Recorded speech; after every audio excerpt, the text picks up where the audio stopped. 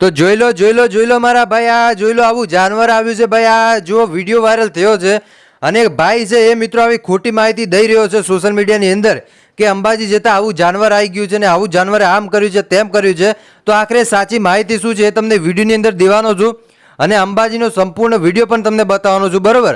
અને કેવા કેમ્પ છે અને કેવી સારવાર છે, એની સાથે કેવી સેવા છે, એ બધું તમને આ વિડીયોમાં બતાવવાનું છું. એટલે ખાસ તમે વિડીયો છેલ્લે સુધી જોતા રહેજો.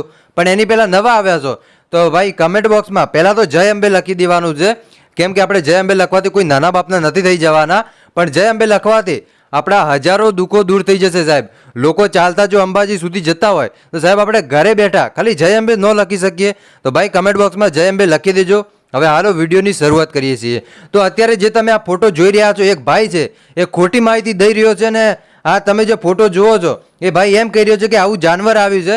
તો મિત્રો અત્યાર સુધી કોઈ આવું જાનવર આવ્યું નથી. અને બીજું કે આપણા ગુજરાત સરકાર છે, ગુજરાતના જે પોલીસ સાહેબો છે એ પણ ખરે પગે ઊભા છે, જ્યાં જુઓ ત્યાં લોકોની સેવા માટે ઊભા છે.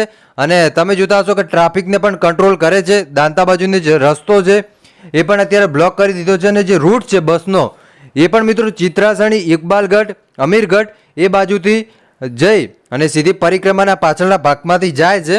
એટલે અત્યાર સુધી મિત્રો તમને કહી દઉં કે આ જે ભાઈ ખોટો ફોટો બનાવી અને વિડીયો વાયરલ કરે છે તો આવો મિત્રો અત્યાર સુધી કોઈ સમાચાર છે નહીં અને આવું થયું નથી. માતાજીની કૃપા છે, અંબેમાની કૃપા છે કે લાખો લોકો અત્યારે ચાલતા અંબાજી જઈ રહ્યા છે સાહેબ.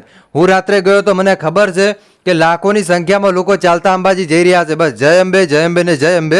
તો ખોટું મિત્રો કોઈને જે ભમરાવશો નહીં લોકોને, આવું કોઈ આવ્યું નથી. અને આવા પણ આગળ સચોટ સમાચાર જાણવા માટે આપણી ચેનલને સબસ્ક્રાઈબ કરી દેજો.